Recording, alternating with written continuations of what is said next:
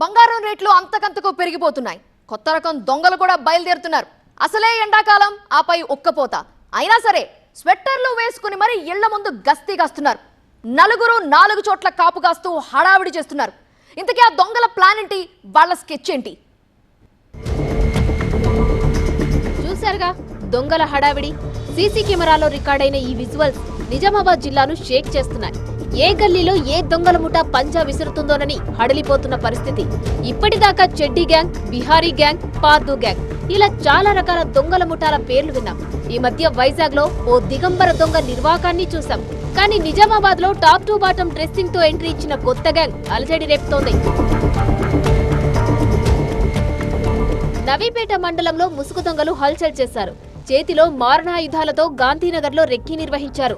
4 సభ్యుల ముఠా ఒక్కొక్కరు ఒక్కో చోట గంటల కొద్దీ తచ్చాడారు. మధ్య మధ్యలో ఒక్కో చోటకు వచ్చి మాట్లాడుకున్నారు. ఏవేవో సంజ్ఞలు చేసుకున్నారు. ఇన్ఫర్మేషన్ ను ఇచ్చిపుచ్చుకున్నారు. 1-2 ఇళ్ల దగ్గర చోరికి విఫలయత్నం చేశారు. వర్కౌట్ కాకపోవడంతో అక్కడి నుంచి వెళ్లిపోయారు.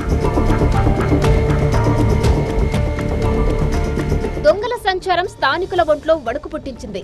చోరీ జరక్కపోవడంతో ఊపిరి పీల్చుకున్నారంతా. కానీ దొంగలు ఇంట్లో చొరబడితే ఈ అనుమానంతో నవీపేట మండలమంతా వణికిపోతుంది.